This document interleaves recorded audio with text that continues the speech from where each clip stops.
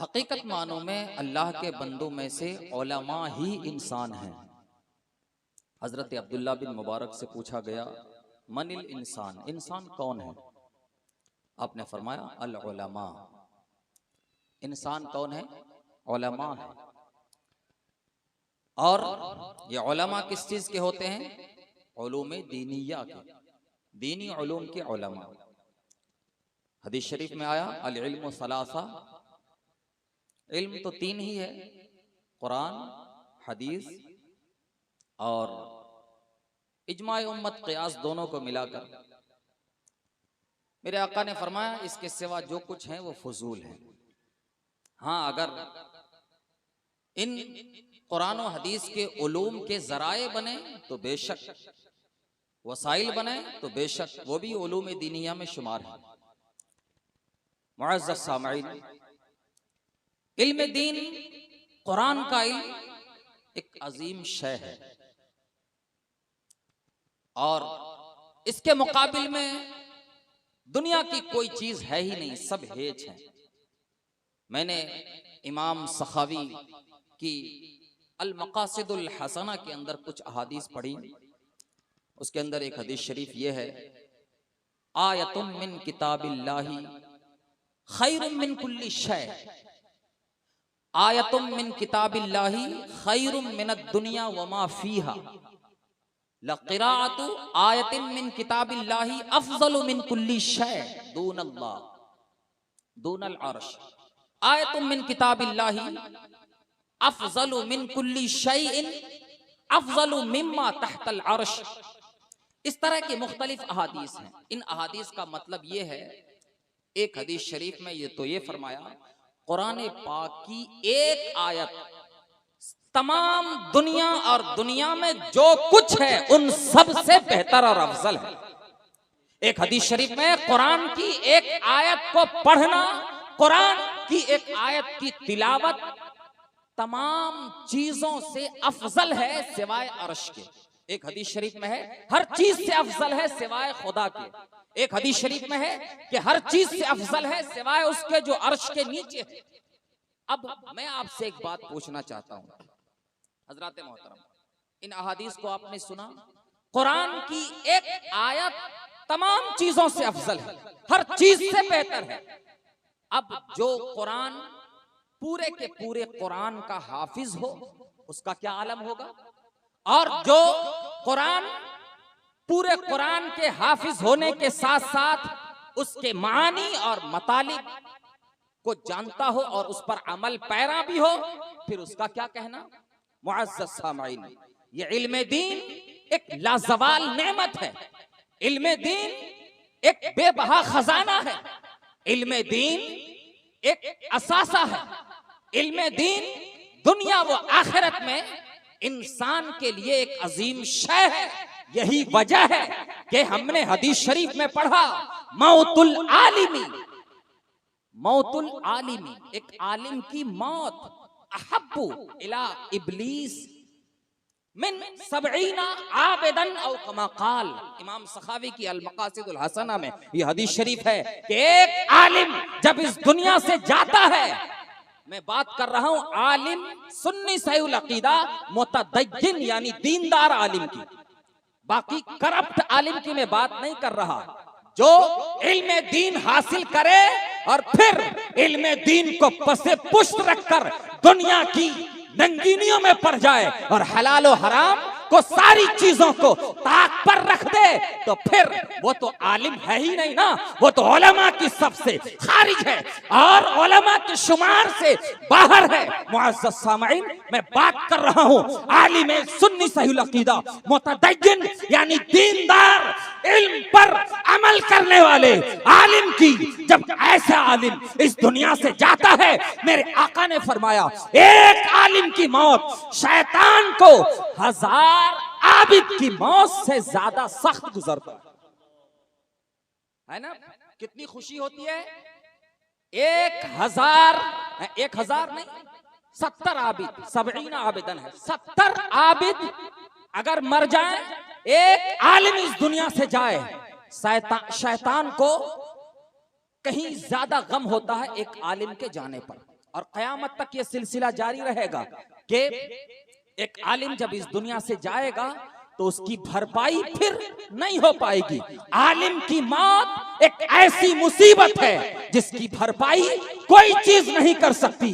मुअज़्ज़ज़ सामईन, इल्म ही तो है कि जिससे शैतान के वार को रोका जा सकता है। इल्म दीन ही तो है कि शैतान के मकरो फरेब से रुका जा सकता है। मुअज़्ज़ज़ सामईन, इस शैतान के मकरो फरेब बड़े हैं, यहां तक के जब शैतान कि कहीं नहीं चलती है तो एक इंसान को अफजल से मफजूल में लगा देने की वक्त को भी इन शैतान गनीमत समझता है। आपने हजरत अमीर मुआविया का वाकया नहीं सुना कि हजरत अमीर मुआविया रदियल्लाहु ताला अन्हो की एक बार फज्र की नमाज कज़ा हो गई और आपको इतना गम हुआ, क्यों? इसलिए कि एक आलिम, सहाबा किराम आलिमे बाअमल थे और उनको नमाज की अहमियत का पता था, जमात की अहमियत का पता था।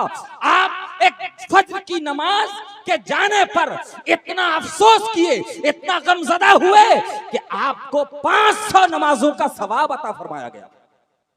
शैतान अगले दिन आया, वक्त से पहले आकर उठा दिया, उठिए नमाज का वक्त होने वाला है। क्या मतलब? शैतान को ये 500 नमाजों के बराबर सवाब ये शैतान से सहा न गया और उसने फिर सोचा कहीं ऐसा न हो कि अब नमाज कज़ा हो जाए और गमज़दा हो तो 500 नमाजों का सवाब न मिले और एक ही नमाज का सवाब इसी पर बस हो जाए। मुअज़्ज़ज़ सामईन, इल्म दीन से अपने आप को और अपने बच्चों को आरास्ता करिए। इस इल्म दीन के बगैर इंसान जो भी कदम आगे बढ़ाएगा और जो भी कदम आगे बढ़ाएगा, अगला कदम अंधेरे में गिरेगा और आने वाला जो कदम उसका उठने वाला होगा वो गड्ढे में गिरेगा। इसलिए कि इल्म दीन के बगैर एक इंसान का गुजारा हो ही नहीं सकता। कुरान और हदीस के उलूम के बगैर एक इंसान सही मानों में जिंदगी गुजार ही नहीं सकता। इसलिए कि जब इल्म दीन हासिल करता है तो उसको सही मानों में एक गुनाह से खौफ होता है, सही मानों में खुदा के अजाब की हकीकत का पता चलता है। खुदा के अजाब को जब मुख्तलिफ पैराए से वो कुरान और हदीस की रोशनी में पढ़ता है और जानता है, उसके दिल में हकीकी मानों में खुदा का खौफ आता है, अल्लाह की खशियत आती है। इसीलिए तो अल्लाह ने फरमाया अल्लाह के बंदों में से सिर्फ और सिर्फ उलमा ही अल्लाह से डरते हैं।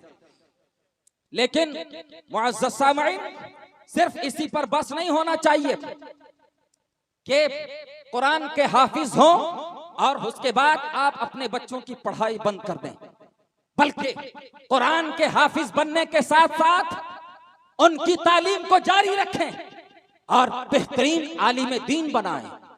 जब बेहतरीन आलिम दीन बनेगा तो ही कुरान का मतलब समझ आएगा और उसके बाद ही कुरान पर कमा हक़हू अमल कर सकता है, कुरान के अहकाम पर कमा हक़हू अमल कर सकता है। मुअज़्ज़ज़ सामईन, आज एक नजरिया ये भी कायम हो रहा है कि हम अपने बच्चों को मदरसे में पढ़ा कर करें क्या, बल्कि बहुत से मदरसे के बच्चे ऐसे होते हैं जो दूसरे बच्चों को वर्गलाते हैं, खुद नहीं पढ़ते, दूसरे बच्चों को की पढ़ाई में रुकावट बनते हैं, उनको तरह तरह से वर्गलाते हैं कि तुम क्या करोगे, ये 5000 रुपए नौकरी की 5000 रुपए की नौकरी होगी, कितना पैसा कमाओगे। मुअज़्ज़ज़ सामईन, मैं आपसे एक बात पूछना चाहता हूँ हजरत मोहतरम, ये नजरिया ही सिरे से गलत है। रिज़्क़ के जिम्मा अल्लाह ने अपने ऊपर लिया है। अरे वो तो कुत्तों को भी रोटी दे देता है, ये तो इंसान है। जिस आदमी को ABC रोटी दे सकती है तो क्या उसको अलिफ लाम मीम रोटी नहीं दे सकती? यकीनन देगी। इंसान का तवक्कुल कामिल होना चाहिए। इस बात को याद रखिए, जब तक आप और हम अपनी रोजी मुकम्मल नहीं कर लेंगे तब तक हम इस दुनिया से नहीं जाएंगे। मिशकात शरीफ की एक हदीस मैंने पढ़ी, मेरे आका ने इरशाद फरमाया कि इंसान की रोजी मौत से ज्यादा और जल्द उस इंसान को तलाश करती है, ऐसे तलाश करती है जैसे मौत तलाशती है। मैं पूछना चाहता हूं कि एक इंसान की मौत उम्र में, जिंदगी में एक बार आएगी, लेकिन रोजी उसके दरवाजे पर दिन में 2 टाइम आएगी। अब इसीलिए तो शारहीन ने लिखा कि मेरे आका ने जो फरमाया कि इंसान की रोजी इंसान को ऐसे तलाशती है जैसे उसकी मौत उसे तलाशती है। शारहीन ने इसके जेर में लिखा बल्कि मौत की तलाश से कहीं ज्यादा कवी रोजी की तलाश है, इसलिए कि मौत जिंदगी में एक बार आती है, लेकिन इंसान को रोजी दिन में 2 टाइम मिलती है। अरे जो खुदा एक बच्चे को 9 महीने तक माँ के पेट में उसकी रोजी का इंतजाम करे, क्या वो खुदा उस बच्चे के दुनिया में आने के बाद उसकी रोजी का इंतजाम नहीं करेगा? तो ये फिक्र ही गलत है, ये सोच ही गलत है। मैं तो आपसे पूछता हूं, मैंने अपनी नजरों से देखा है ऐसे लोगों को जो स्कूल के पढ़े और मैट्रिक MA BA न जाने क्या क्या बनते हैं, लेकिन टपोरी बनकर घूमते हैं, उनको 10,000 की नौकरी नहीं मिलती। अरे अगर किस्मत में, आपकी किस्मत में 85,000 रुपए महीने कमाना लिखा है, अगरचे आप मदरसे में पढ़े, हाफिज कुरान बने, आपको इतने ही रुपए मिलेंगे। क्या हमारे उलमा 80-80 हजार 1-1 लाख रुपए तनख्वाह नहीं पाते? क्या वो महीने में करोड़ों रुपए लाखों रुपए नहीं कमाते?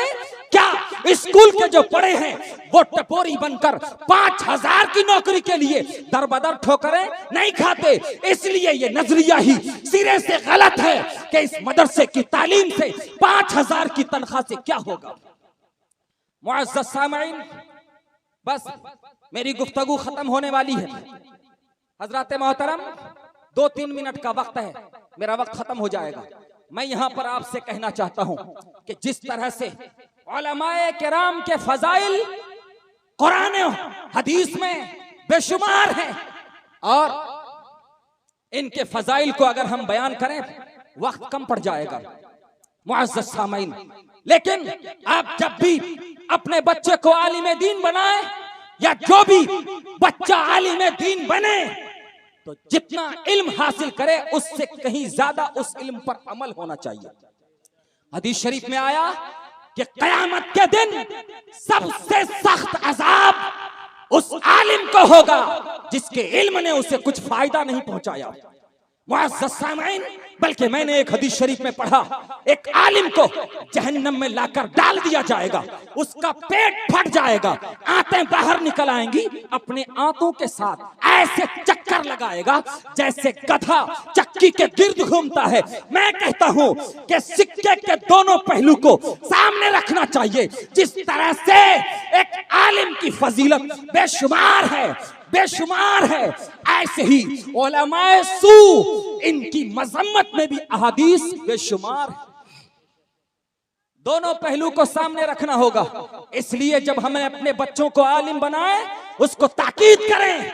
अगर हम पढ़ाएं, अपने शागिर्दों को इस बात की ताकीद करें, बेटा इल्म अगर 98 बार हासिल करो, उस पर अमल 1 रुपया भर होना चाहिए।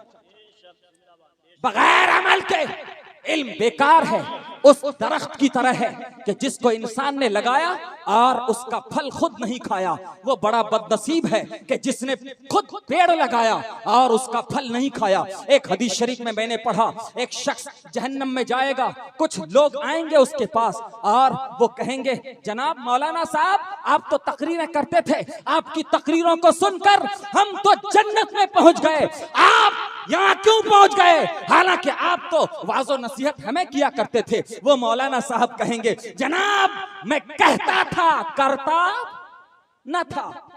मुअज़्ज़ज़ सामईन, इसलिए अल्लाह हमें इल्म जितना दे उससे ज्यादा अमल की तौफीक अता फरमाए। इल्म अमल के बगैर फजूल है और अमल इल्म के बगैर फजूल है। दर हकीकत इल्म और अमल दोनों लाजिम व मलजूम है। अस्सलामु अलैकुम व रहमतुल्लाह।